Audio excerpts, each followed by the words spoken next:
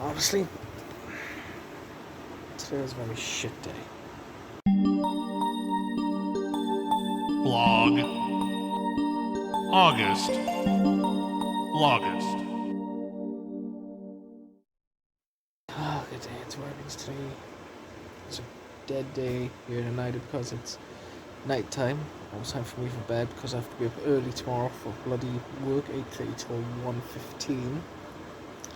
Which is kind of getting stupid now with that, but maybe wondering why I had such a shit day, and I apologise that I have to bring negativity into the bloody Blaugust extravaganza. Well, I'm just tired. It's the same old stuff that I have to do with, not work related. I mean, it was going to be a decent day. It really was going to be a decent day.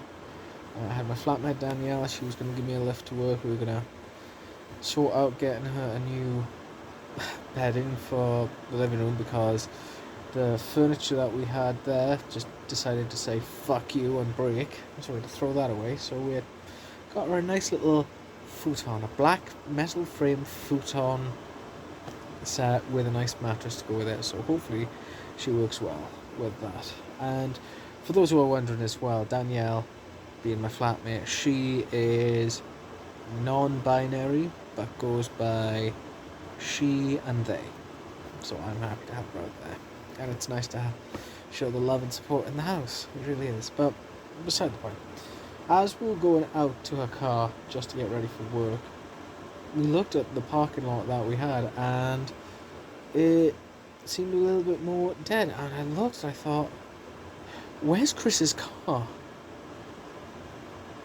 Apparently, Chris's car is gone without anyone's notification and not without Chris's notifying. So apparently it looks like, well, the story behind that, there's a story behind this, don't worry, but it's because a while back Chris's car was going to fail its inspection because the something about the engine or something about one of the oil chambers and stuff, was leaking water in, and that would just rupture and stuff. So that was a bad thing, and it would cost way too much money just to get it fixed. So we ended up just, saying screw it, there's nothing we can do, and we surrendered the license plates to the DMV. But apparently it wasn't, notified by us. If it's been there for so long, it needs to be moved.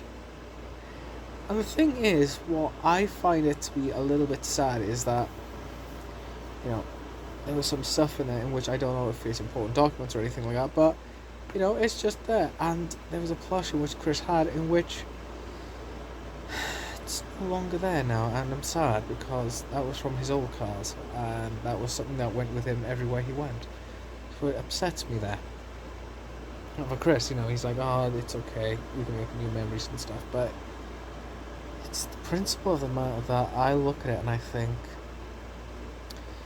if they knew this car was here, they could have just checked around to see who owned the car. They could have asked, hey, do you know who this car is or anything like that? They could have asked the people in the building here. They could have done that even if it was like the landlord or the city or the police. They should have made sure, just to say, hey, are you responsible for this car? Do you know what's going on? Yada, yada, yada. It's the principle of the matter before you do anything just straight away and abrupt, because it pees me off, because we were going to actually sell that for scrap, or just sell it for scrap and then maybe put down for a new car. So that means now I need to get a fucking car for myself. I need to get a fucking license. But just take that anger with me into work, and it just pissed me off. And then seeing that the schedule today was me, a floor person, in which honestly wasn't really helping out as much. The furniture guy who was running around the place, but then I had to help him out with getting furniture off a truck, which was a 50-piece furniture bring in or delivery. And a manager in which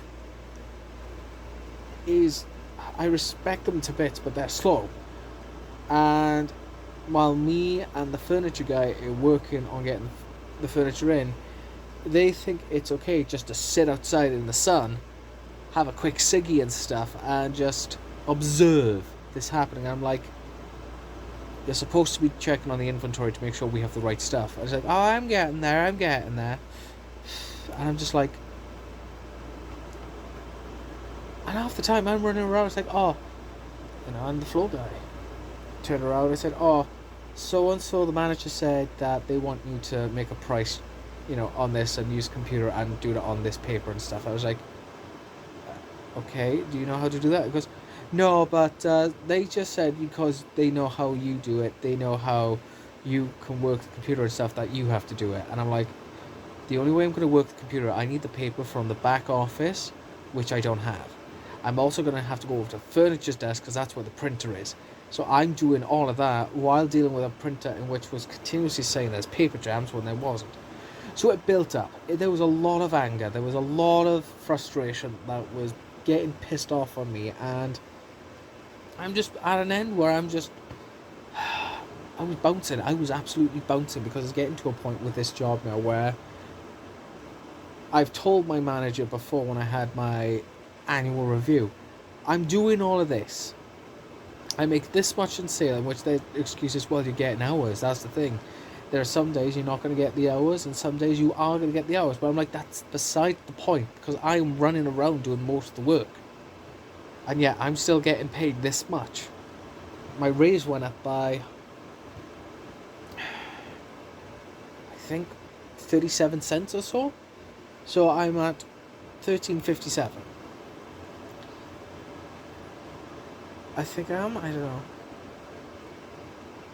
I think $13.57. I think. I don't know. I'm gonna have to double check. But no, I was $13.20 now, and then I was $13.57. But that's at the point where I'm looking at it. I'm thinking, after a year of working there, with taking on the responsibility for a time of being a temp manager for the holidays, covering in people's places when they are not well, and continuously working during a pandemic where half the customers are fucking idiots, and yet I'm still running around doing all of this, that and the other, while trying to give good customer service, trying to get sign-up quotas for this store and sales. And that is all I am worth, is 37 cents. It is an absolute piss taker. It really is. So as soon as I came home, I helped Danielle with a futon bed, which looks absolutely nice and good. Looks comfy. And just played Sea of Thieves. I finally got my sloop. I christened it the Dazzling Diamond, which looks so good. And just